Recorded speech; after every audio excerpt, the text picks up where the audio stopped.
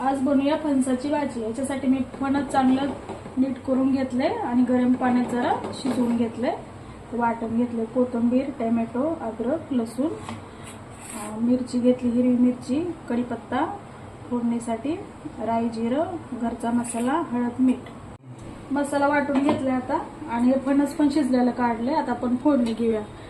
राई, जिरे टाकते, कढीपत्ता, मिरची हिरवी,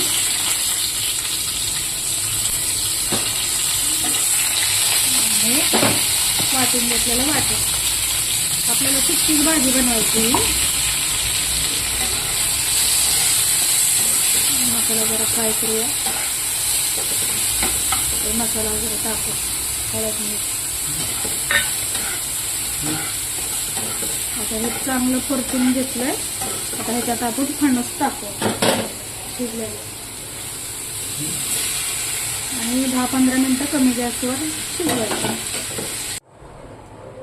ही झाली आपली फणसाची भाजी तयार। व्हिडिओ आवडल्यास लाईक, सबस्क्राईब करा। धन्यवाद।